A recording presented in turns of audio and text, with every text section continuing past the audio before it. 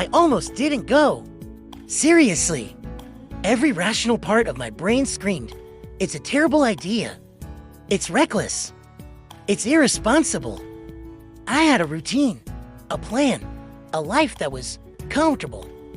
And I was about to throw it all away for a feeling, a whisper of a possibility that there was something more out there. Packing this bag felt like an act of rebellion against the life I was supposed to want. The fear was real, a knot tightening in my stomach with every item I packed. What if I was making the biggest mistake of my life? But then, a different question crept in. What if the biggest mistake was not going at all? That's the funny thing about comfort zones. They feel safe, but they're also cages we build for ourselves. Mine was gilded with predictability. I knew what every day would bring, but I also knew what it wouldn't bring. The thrill of the unknown, the shock of a view so beautiful it steals your breath, the taste of a food you can't even pronounce. I was trading genuine wonder for a life on autopilot. Standing there with my half-packed bag, I realized the real risk wasn't leaving. The real risk was staying and letting my world shrink until it was only what I already knew. So I booked the ticket. It was a last-minute, impulsive decision that felt both terrifying and liberating. The moment I clicked confirm, it was like a dam broke. All the anxiety washed away and was replaced by pure, unadulterated excitement. Stepping onto that plane felt like stepping into a different version of my own life.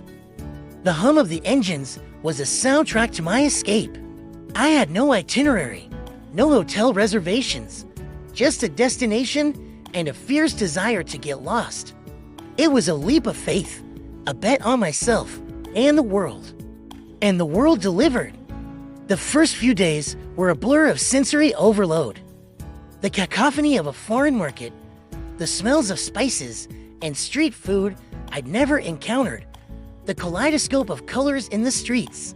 I walked for miles, just observing, letting the rhythm of this new place sink into my bones. It was overwhelming, and at times, I felt completely alone, a tiny speck in a vast, unfamiliar landscape. But in that solitude, I started to find something I hadn't realized I'd lost: myself. Without the distractions of my old life, I began to hear my own thoughts again.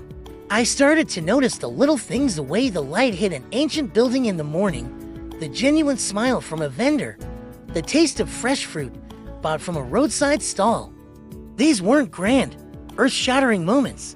They were small, quiet discoveries, but they were stitching me back together, piece by piece. I was learning to be present, to exist purely in the moment, not worrying about yesterday or planning for tomorrow. Then came the landscapes. I'd seen pictures, of course, but no photograph can prepare you for the feeling of standing on a mountain peak, with the world stretching out beneath you like a painted map. The air is different up there, thin and sharp and clean. It felt like I could see forever. I found waterfalls hidden deep in lush jungles. Their roar a powerful reminder of nature's relentless beauty. I drove down roads that seemed to lead to the edge of the world, each turn revealing a new vista, more stunning than the last. It was humbling. It put all my small, everyday worries into perspective. Out here, against the backdrop of such epic grandeur, my problems seemed insignificant. But the real magic of travel, the part that truly changes you, isn't the places, it's the people. I met fellow travelers who shared stories that expanded my world. I met locals who invited me into their lives with open arms, sharing meals and laughter without a common language. A simple gesture, a shared smile, a moment of connection with a complete stranger. These were the moments that filled my heart. They taught me that, despite our different cultures and backgrounds, we are all bound by a common thread of humanity, a shared desire for connection and understanding. I wasn't just seeing the world, I was feeling its heartbeat. Looking back, that person who almost didn't go seems like a stranger to me now. That one single, scary decision to leave everything behind wasn't the end of my life. It was the beginning. It taught me that the best things in life are on the other side of fear. It showed me that I am more resilient, more capable, and more courageous than I ever gave myself credit for. This journey wasn't just about seeing new places. It was about discovering a new version of myself. And now, as I stand here, looking down this unknown path, I'm not scared anymore. I'm just curious to see where it leads. Thank you for coming along with me on this journey. If this story sparks something in you, maybe a little bit of wanderlust or a desire for your own adventure, then don't forget to like this video and subscribe to the channel. There's so much more of the world to explore, and I'd love for you to join me.